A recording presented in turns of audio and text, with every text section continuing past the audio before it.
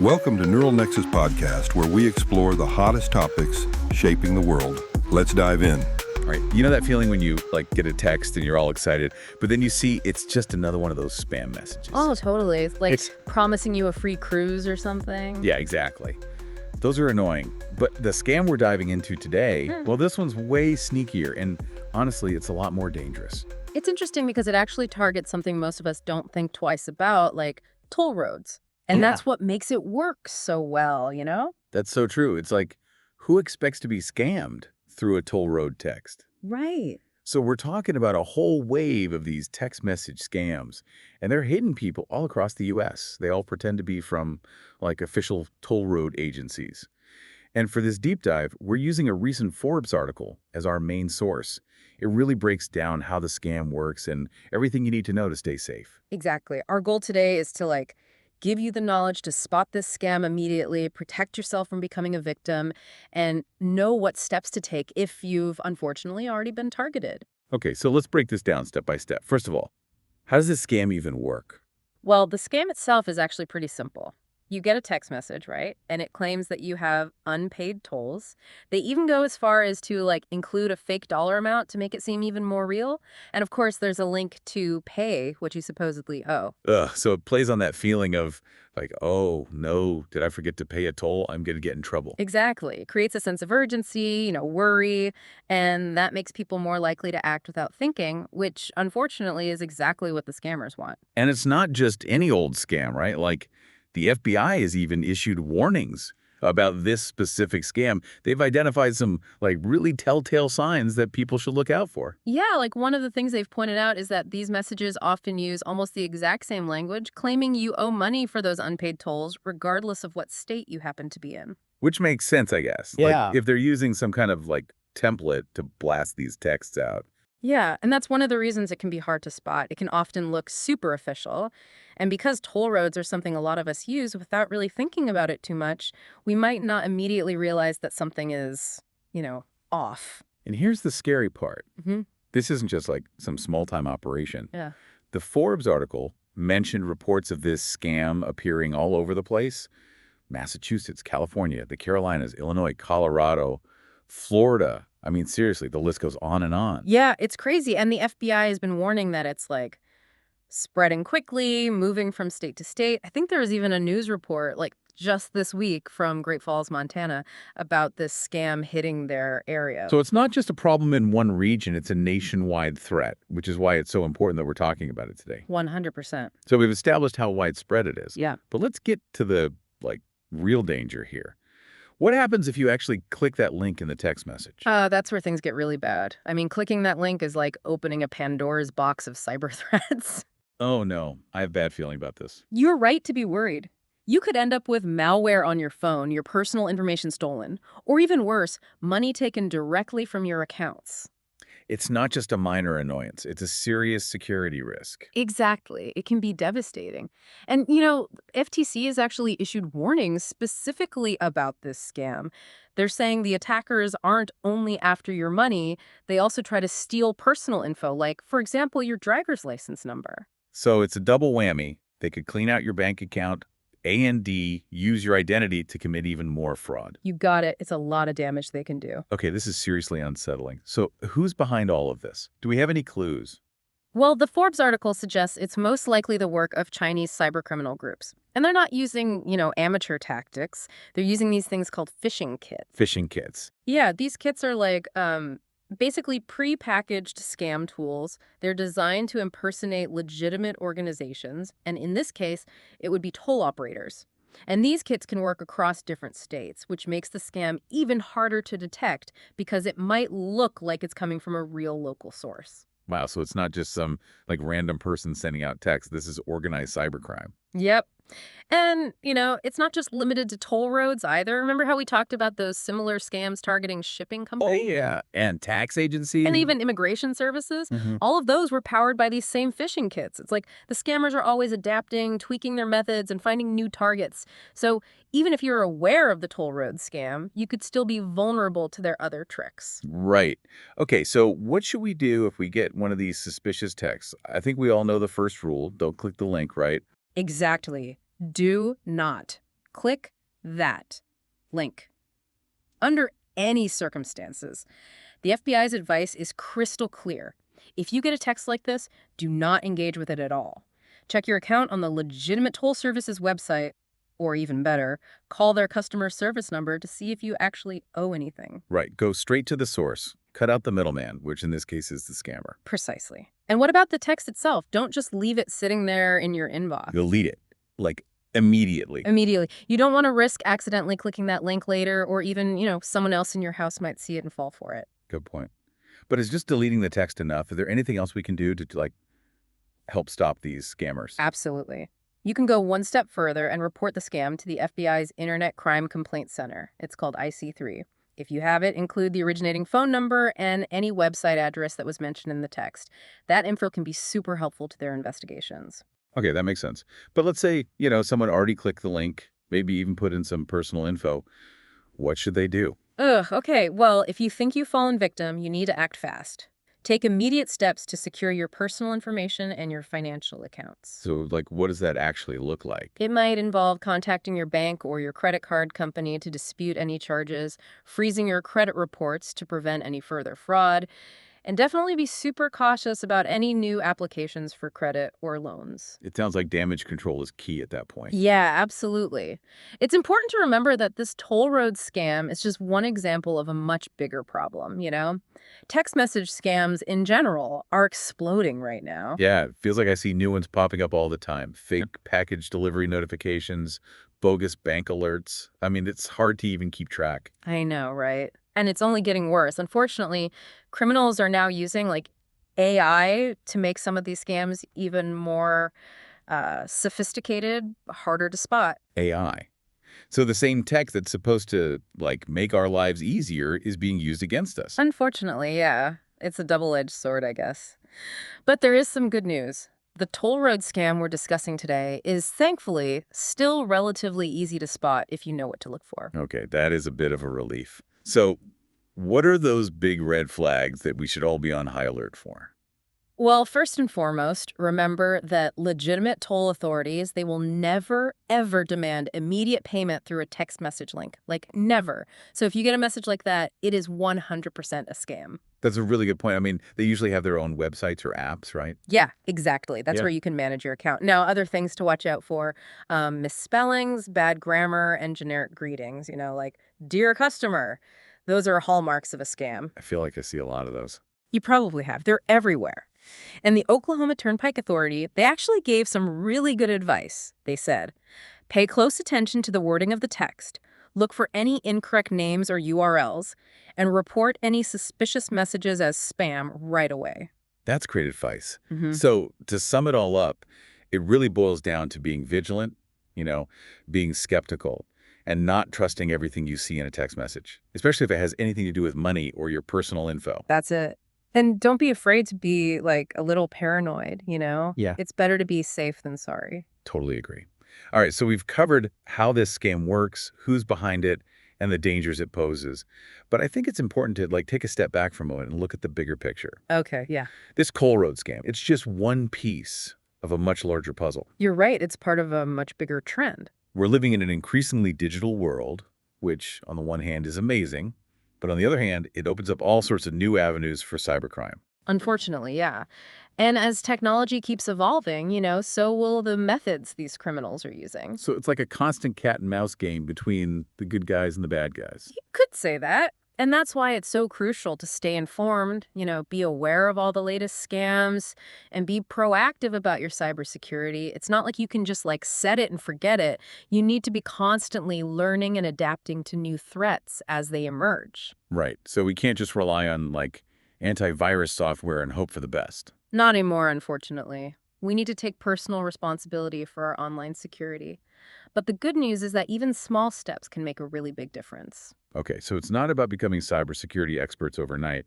It's about taking practical steps to protect ourselves, little by little. That's it. And it's about having the right mindset, being aware that these threats exist, and being prepared to deal with them head on. All right, so we've covered a lot of ground here. We've talked about how the toll road scam works, who's behind it, and all the dangers involved.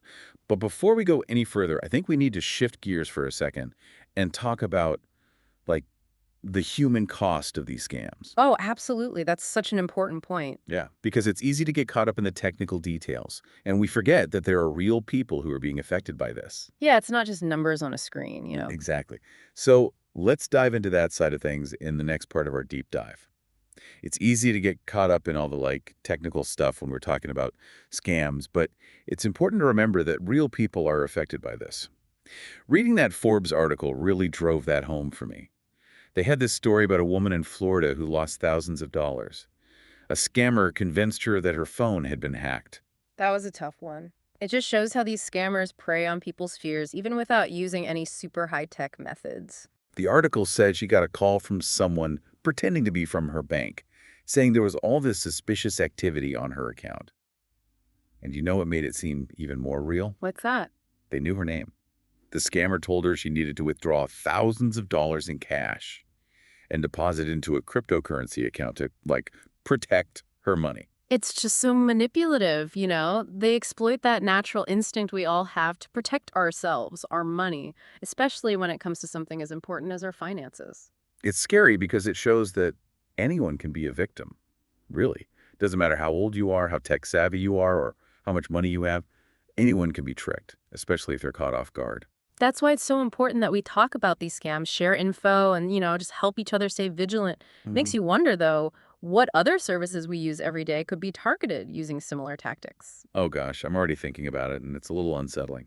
Food delivery apps, ride sharing, online stores, streaming services, they all rely on texts to communicate. Exactly. Imagine getting a text that looks like it's from your favorite streaming platform, saying something like, "Oh, there's an issue with your payment. You need to update it right away." Ugh, I can totally see myself falling for that.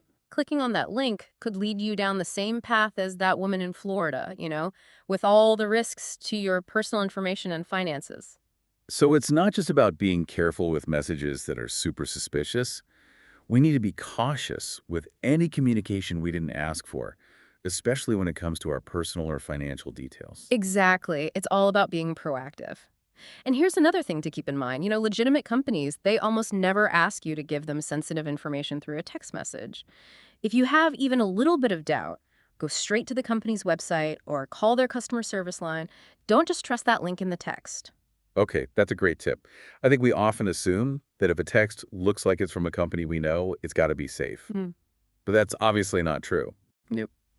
And the scammers are counting on that assumption. They know we're more likely to trust something that looks familiar. So we've talked about how these scams mess with our emotions, how literally anyone can be a target. But what can we actually do to protect ourselves? How do we stop this from happening? It all starts with awareness. The more we understand how these scams work, the better we are at spotting them and avoiding them. Knowledge is power, right? 100%. And a healthy dose of skepticism never hurts. Don't be afraid to question things. Be a little suspicious. And if something seems off, never be afraid to reach out for help. Okay, so be skeptical, be informed, and what was the last one? Don't be afraid to ask for help, even if it seems like it's from a company you trust. Talk to a friend, a family member, anyone you trust. Getting a second opinion can help you see things you might have missed. Right. Sometimes just talking it through can help make things so much clearer. And it's important to remember, if this has happened to you, you are not alone. Don't feel ashamed or embarrassed. It happens to the best of us. The important thing is to learn from it. Exactly. And, there are resources out there like the FBI's Internet Crime Complaint Center that can help you if you need to report the crime and get back on track. Okay, that's good to know.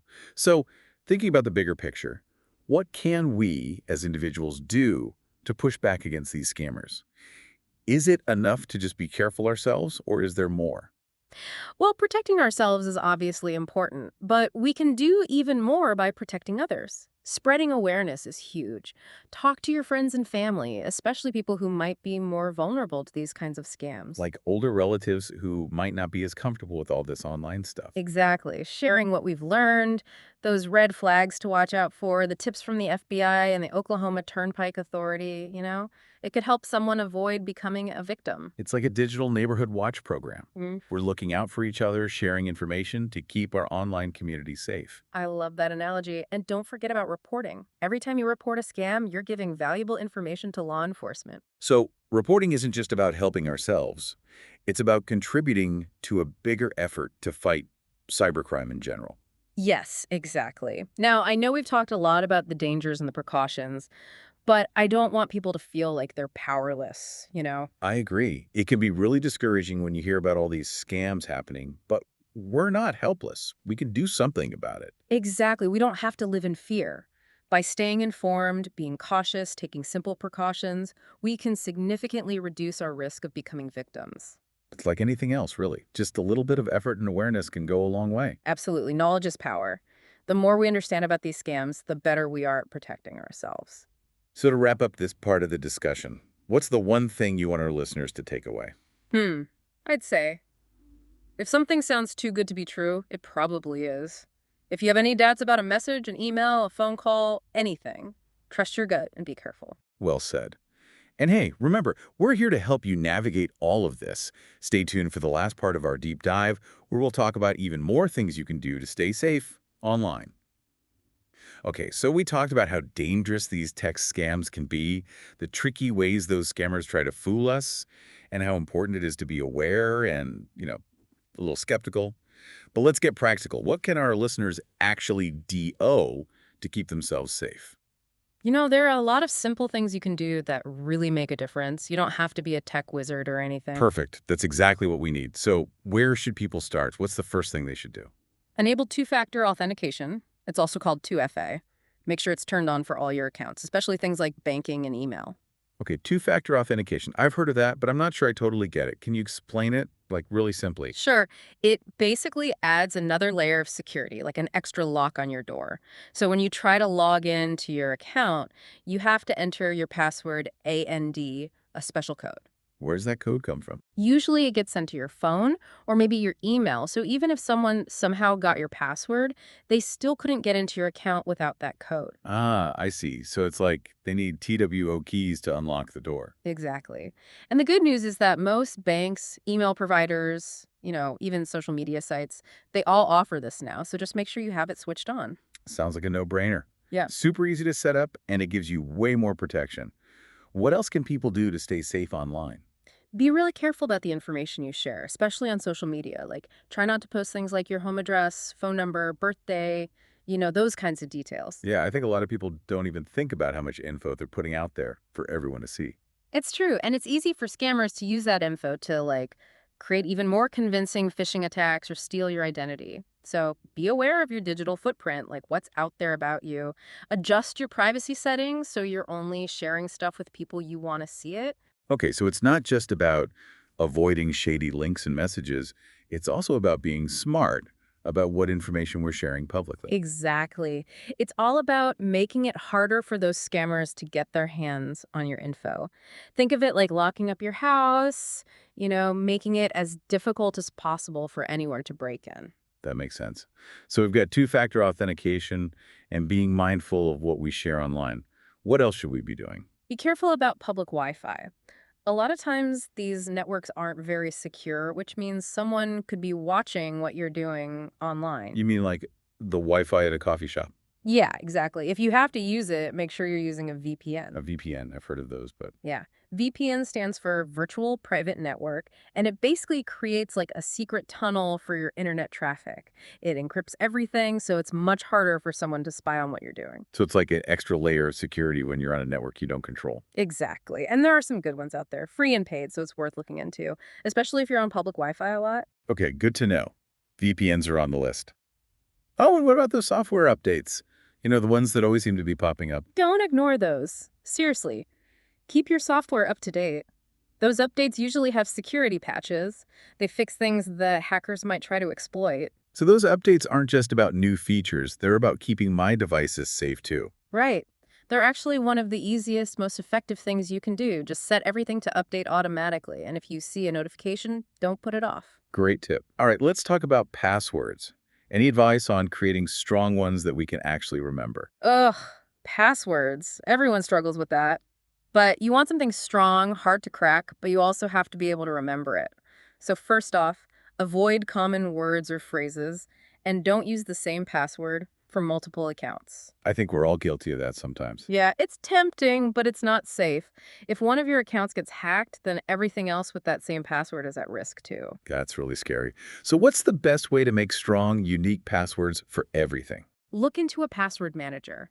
It's an app that stores all your passwords securely, so you only have to remember one, the master password.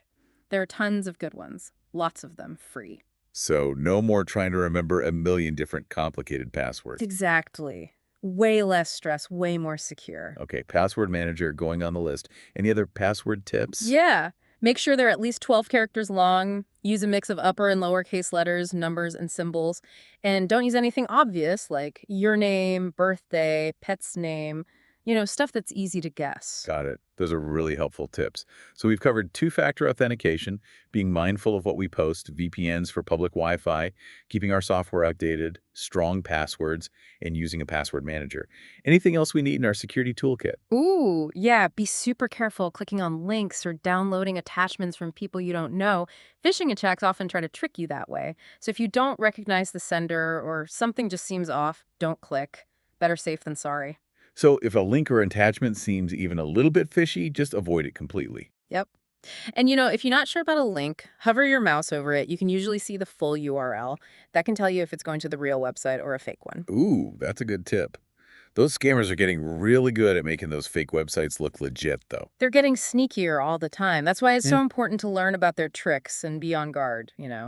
This has been a fantastic deep dive. We learned a lot about text message scams and how to stay safe. But I want to bring back something we mentioned earlier, the importance of talking to others, spreading awareness. Yes, absolutely. Remember, you're not alone in this. We can all help each other create a safer online world, right? So how do we do that? How do we spread the word? Just talk to people. Friends, family, colleagues, anyone who might benefit. Share those red flags we talked about, the tips for passwords, using VPNs, two-factor authentication, all that good stuff. Like a ripple effect.